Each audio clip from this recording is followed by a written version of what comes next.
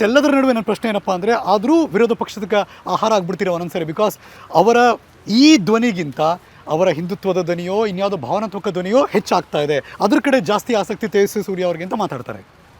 Sir, ನಾನು ಹೇಳಿದಂಥ ಇಷ್ಟೂ ಕೆಲಸಗಳು ಹರೀಶ್, ಇದು ಅಭಿವೃದ್ಧಿ ಕೆಲಸಗಳೇನೆ. Definitely yes. ಆದರೆ ಏನಾಗುತ್ತೆ, ಕೆಲವು ಸತಿ ಈಗ ಯಾವುದಾದ್ರೂ ಒಂದು ಅನ್ಯಾಯದ ಇಶ್ಯೂ ನಡೀತು ಅಂತಂದರೆ, ಯಾವುದೋ ಒಂದು ಹಿಂದೂ ಯುವಕನಿಗೆ ನಗರದ ಪೇಟೆ ಇಶ್ಯೂ, ಅಫ್ಕೋರ್ಸ್ ಅಲ್ಲಿ ಹೋಗಿ ನಾವು ಧ್ವನಿ ಎತ್ತಿದ್ವಿ, ಅಲ್ಲಿ ಪರವಾಗಿ ನಿಂತ್ಕೊಂಡ್ವಿ ಅವನಿಗೆ ಅಂತಂದ್ರೆ ಮಾಧ್ಯಮದ ಅಟೆನ್ಷನ್ ಅದಕ್ಕೆ ಜಾಸ್ತಿ ಸಿಗುತ್ತೆ.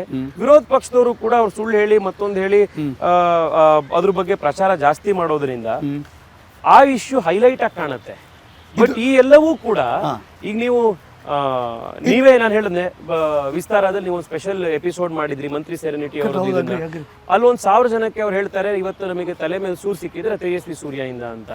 ಈ ಗುರು ರಾಘವೇಂದ್ರ ಬ್ಯಾಂಕ್ನ ಡೆಪಾಸಿಟರ್ಸ್ ಹೋಗಿ ಕೇಳಿದ್ರೆ 80 ವರ್ಷ 85 ವರ್ಷದವ್ರು ಅವ್ರು ಹೇಳ್ತಾರೆ ಇವತ್ತು ನಮ್ಗೆ 5 ಲಕ್ಷ ರೂಪಾಯಿ ನಾವು ಇಟ್ಟಂತ ಹಣ ಪೂರ್ತಿ ವಾಪಸ್ ಬಂದಿರೋ ನಮ್ಮ MP ಇಂದ ಬಂದಿರೋದು ಅಂತ.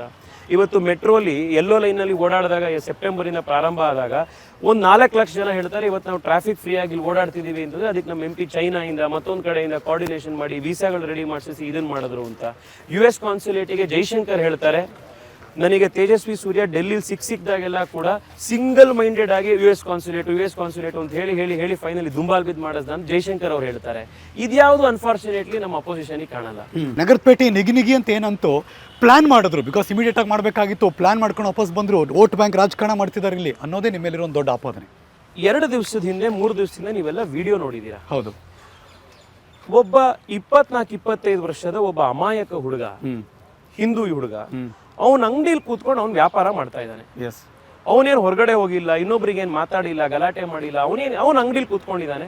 ಬ್ಲೂಟೂತ್ ಸ್ಪೀಕರ್ ಅಲ್ಲ ಅವ್ನು ಹನುಮಾನ್ ಚಾಲೀಸನೋ ಹನುಮಂತನ ಭಜನೆನೋ ಯಾವ್ದೋ ಒಂದು ಹಾಕೊಂಡು ಕೂತಿದ್ದಾನೆ. ರಸ್ತೆಯಲ್ಲಿ ಹೋಗ್ತಾ ಇರೋರು ಬರ್ತಾರೆ, ವಿಡಿಯೋ ಅಲ್ಲಿ ಎಲ್ಲಾ ಕ್ಯಾಪ್ಚರ್ ಆಗಿದೆ. ಇದನ್ನ ಯಾರು ನಾವು ಕಾಲ್ಪನಿಕವಾಗಿ ಹೇಳ್ತಾ ಇರುವಂತದ್ದಲ್ಲ. ಅವ್ರು ಬರ್ತಾರೆ, ಅವನನ್ನು ಎಳೆದು ಅದೇ ಬ್ಲೂಟೂತ್ ಸ್ಪೀಕರ್ ಅಲ್ಲಿ ಅವ್ನು ಹೊಡೆದು, ಇದು ನಾಳೆ ಯಾರಿಗಾದ್ರೂ ಆಗ್ಬೋದು ಹರೀಶ್. ನೀವು ನಿಮ್ ಕಾರಲ್ಲಿ ಟ್ರಾಫಿಕ್ ಸಿಗ್ನಲ್ ನೀವು ಯಾವ್ದೋ ಹಾಡು ಹಾಕೊಂಡಿರ್ತೀರಾ, ಯಾವ್ದೋ ದೇವ್ರ ಭಜನೆ, ನಿಮ್ಮನ್ನ ಬಂದು ಎಳೆದು ಹೊಡೆದ್ರೆ ಆ ವ್ಯಕ್ತಿ ಪರವಾಗಿ ನಾವು ನಿಂತ್ಕೋಬೇಕು ನಿಂತ್ಕೋಬಾರ್ದು. ಆ ವ್ಯಕ್ತಿ ಯಾವುದೇ ಸಮಾಜದವನಾಗಿರ್ಲಿ, ನಾವು ಅವನ ಪರವಾಗಿ ಹೋಗಿ ನಿಂತಿರ್ತಿದೆ.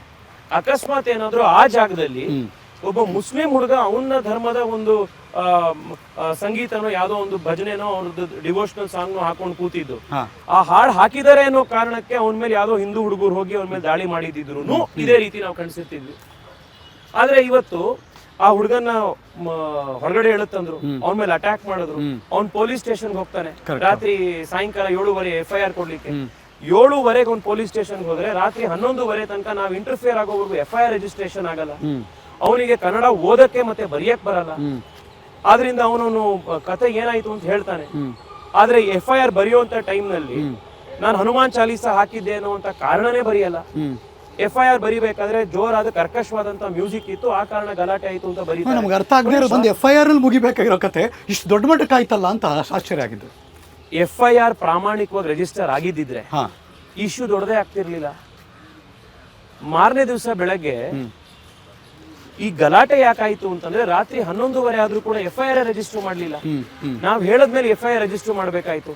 ಮಾರನೇ ದಿವಸ ಬೆಳಗ್ಗೆ FIR ಕಾಪಿ ಯುವಕನ ಕೈಯಲ್ಲಿ ಬಂದ ಮೇಲೆ ಪಕ್ಕದವರು ಮತ್ತೊಬ್ರವರು FIR ಕಾಪಿ ಓದಾದ್ಮೇಲೆ ಹೇಳ್ತಾರೆ, ಇದ್ರಲ್ಲಿ ನೀನ್ ಹೇಳಿರೋ ಕಥೆನೇ ಬೇರೆ, ಇದ್ರೊಳಗಡೆ ಹನುಮಾನ್ ಚಾಲೀಸ ಆಗ್ಲಿ, ನೀನ್ ಭಜನೆ ಹಾಕಿದ್ದೆ ಅಂತ ಆಗ್ಲಿ, ಯುವಕರು ಬಂದು ಇದಕ್ಕೋಸ್ಕರ ನನಗೆ ಹೊಡೆದ್ರು ಅಂತಾಗ್ಲಿ, ಇದ್ಯಾವುದು ಉಲ್ಲೇಖನೆ ಆಗಿಲ್ಲ. ಈಗ ನಿಮ್ಗೆ FIR ಪ್ರಾಮಾಣಿಕವಾಗಿ ರಿಜಿಸ್ಟರ್ ಮಾಡಿದಿದ್ರೆ, ಆ FIR ಅಲ್ಲಿ ಈ ಹುಡುಗ ಹೇಳಿದ್ದನ್ನೆಲ್ಲ ಅದ್ರಲ್ಲಿ ದರ್ಜ್ ಮಾಡಿದಿದ್ರೆ ಯಾಕೆ ಇದನ್ನ ಗಲಾಟೆ ಆಗಿರ್ತಿತ್ತು? ಗಲಾಟೆ ಆಗ್ತಿದ್ದಿದ್ ಯಾರು? ಇದ್ರಲ್ಲಿ ರಾಜಕೀಯ ತಂದಿರೋದು ಯಾರು? ಮಾರನೇ ದಿವಸ ಸರ್ಕಾರದ ಕ್ಯಾಬಿನೆಟ್ ಮಿನಿಸ್ಟರ್ಗಳು ಬಂದು ಹೇಳ್ತಾರೆ, ಇಲ್ಲ ಇದು ಬೇರೆ ಕಾರಣಕ್ಕಾಗಿರೋದು, ಮತ್ತೊಂದಾಗಿರೋದು, ಇವ್ರು ಜಾಸ್ತಿ ಗಲಾಟೆ ಮಾಡಿಸಿದ್ರು ಇದನ್ನ ಅಂತ. ಹೊಡ್ತಾ ತಿಂದಂತ ಹುಡುಗ ಬಂದು ಎಲ್ಲಾ ಕಡೆ ಸ್ಟೇಟ್ಮೆಂಟ್ ಕೊಡ್ತಾ ಇದ್ದಾನೆ, ಯಾವ ಕಾರಣಕ್ಕೆ ನನಗೆ ಹೊಡೆದ್ರು, ಏನಾಯ್ತು ಅಂತ. ನೀವು ಹೊಡ್ತಾ ತಿಂದಿರೋ ಮಾತನ್ನ ಕೇಳ್ತಿರೋ ಅಥವಾ ನೀವು ಕಾಂಗ್ರೆಸ್ ಪಾರ್ಟಿ ಮಿನಿಸ್ಟರ್ ಹೇಳ್ತಾ ಇರುವಂತ ಮಾತನ್ನ ಕೇಳ್ತಿರೋ? ನನ್ಗೆ ಅರ್ಥ ಆಗ್ದಲೇ ಇರೋವಂಥದ್ದು, ಎಷ್ಟೋ ಸಂದರ್ಭದಲ್ಲಿ ಅವ್ರು ಯಾಕೆ ವಕೀಲರಾಗಿ ಅಪಾಯಿಂಟ್ ಮಾಡ್ಕೋತಾರೆ.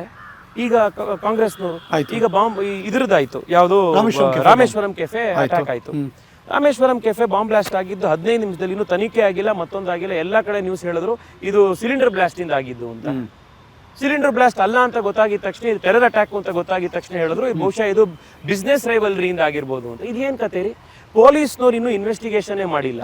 ನೀವು ಇದು ಬಿಸ್ನೆಸ್ ರೈವಲ್ರಿ ಡ್ರಗ್ ಕಾರ್ಟೆಲ್ಗಳ ಇದು ಹೋಟೆಲ್ಗಳು. ನಾವ್ ಈ ನೆಟ್ಫ್ಲಿಕ್ಸ್ ಅಲ್ಲಿ ನಾರ್ಕಾಸ್ ಅಲ್ಲಿ ನೋಡ್ತೀವಲ್ಲ, ಇವನು ಅವನಿಗೆ ಬಾಂಬ್ ಬ್ಲಾಸ್ಟ್ ಹಾಕದಂತೆ ಅಂತ. ಇಡ್ಲಿ ವಡೆ ಹೋಟ್ಲುಗಳು ಇವಾಗೆಲ್ಲ ಒಬ್ರು ಮೇಲೆ ಒಬ್ರು ಜಾಸ್ತಿ ಬಿಸ್ನೆಸ್ ಮಾಡ್ತಾ ಇದ್ದಾನೆ ಅಂತ ಬಾಂಬ್ ಬ್ಲಾಸ್ಟ್ ಮಾಡ್ತಾರ. ಇಲ್ಲಿ ನಮ್ಮ SLV ರಾಮೇಶ್ವರಂ ಕೆಫೆ ಬಾಂಬ್ ಬಿಟ್ರು ಅಂತ ಇವ್ರು ಹೇಳಿದ್ದು. ಈ ತರ ಯಾಕೆ ಡಿಫೆನ್ಸಿಗೆ ಬರ್ತೀರಾ ನೀವು? ಕಾನೂನು ಸುವ್ಯವಸ್ಥೆ ಹೇಗಿದೆ ನಿಮ್ಮ ಪ್ರಕಾರ ತೇಜಸ್ವಿ ಸೂರ್ಯ ಅವರೇ? ಈಗ ಅಂಗೈ ಹುಣ್ಣಿಗೆ ಕನ್ನಡಿ ಬೇಕಾ ಅನ್ನೋ ರೀತಿ 10 ವರ್ಷದಲ್ಲಿ ಯಾವುದೇ ರೀತಿ ಬಾಂಬ್ ಬ್ಲಾಸ್ಟ್ ಆಗಿರಲಿಲ್ಲ. ಬಾಂಬ್ ಬ್ಲಾಸ್ಟ್ ಆಯ್ತು. ರಸ್ತೆಲಿ ಅಂಗಡಿಲಿ ಕೂತಿರೋರನ್ನ ತೆಗೆದುಕೊಂಡು ಬಂದು ಹೊಡಿತಾ ಇದ್ದಾರೆ. ಪಾಕಿಸ್ತಾನ ಜಿಂದಾಬಾದ್ ಸ್ಲೋಗನ್ ಕೂರ್ಸಿದ್ರು. ಯಾರು ಅದನ್ನ ಅದ್ ತಪ್ಪು ಅಂತ ಹೇಳ್ತಪ್ಪ. ನಮ್ಮ ಒಂದು ಶತ್ರು ರಾಷ್ಟ್ರ ಅದು. ನಮ್ ದೇಶದ ಮೇಲೆ ಯುದ್ಧ ಸಾರ್ತಾ ಇರುವಂತ ರಾಷ್ಟ್ರ ಅದು. ಅವ್ರ ಅಜೆಂಡಾನೇ want to bleed India by 1000 cuts ಅಂತ. ಇಂಥ ದೇಶದ ಮೇಲೆ ನೀವು ಓಕೆ ಜೈ ಜೈ ಅಂತ ಕೂಗಿದ್ರಿ. ಇಲ್ಲಪ್ಪ ಅದಾಗಿದೆ, ಅದನ್ನ ಖಂಡಿಸ್ತೀವಿ, ಯಾರು ಮಾಡಿದಾರೆ ಅವ್ರ ಮೇಲೆ ಕ್ರಮ ತಗೊಳ್ತೀವಿ ಅಂತ ಹೇಳಿದ್ರೆ ಮುಗ್ದೇ ಹೋಗಿರ್ತಿತ್ತು. ಅದ್ರ ಡಿಫೆನ್ಸಿಗೆ 3 ಜನ ಮಂತ್ರಿಗಳು ಬಂದ್ರಿ. FSL ರಿಪೋರ್ಟ್ ಆಯ್ತು. FSL ರಿಪೋರ್ಟ್ ಅಲ್ಲಿ ನಿಜ ಅಂತ ಬಂತು. ನಾನ್ ಹೇಳೋದು, ಈ ತರ ಇಶ್ಯೂಗಳು ಬಂದಾಗ ನೀವ್ ಯಾಕೆ ಸುಳ್ಳನ್ನ ಸತ್ಯವನ್ನ ಮರೆಮಾಚಿ ಸುಳ್ಳನ್ನ ಮುಂದಿಟ್ಟು ನೀವು ವಾದ ಯಾಕೆ ಮಾಡ್ಲಿಕ್ಕೆ ಬರ್ತೀರಾ? ಕಳೆದ 10 ರಾಜಕೀಯ ಮಾಡ್ತಾ ಇರುವಂತದ್ದು ಯಾರು? ಅನುಕ್ಷಣದ ಸುದ್ದಿಗಳಿಗಾಗಿ ವಿಸ್ತಾರ ನ್ಯೂಸ್ ಯೂಟ್ಯೂಬ್ ಚಾನೆಲ್ ಸಬ್ಸ್ಕ್ರೈಬ್ ಮಾಡಿ. ಹೊಸ ಸುದ್ದಿಗಳ ನೋಟಿಫಿಕೇಶನ್ಗಾಗಿ ಬೆಲ್ ಐಕಾನ್ ಕ್ಲಿಕ್ ಮಾಡಿ. ಲೇಟೆಸ್ಟ್ ಅಪ್ಡೇಟ್ಸ್ಗಾಗಿ www.vistaranews.com ವೆಬ್ಸೈಟ್ಗೆ ವಿಸಿಟ್ ಮಾಡಿ. ಅಂಗೈಯಲ್ಲೇ ಜಗತ್ತಿನ ಸುದ್ದಿ ತಿಳಿಯಲು ವಿಸ್ತಾರ ನ್ಯೂಸ್ ಕನ್ನಡ ಆಪ್ ಡೌನ್ಲೋಡ್ ಮಾಡಿ.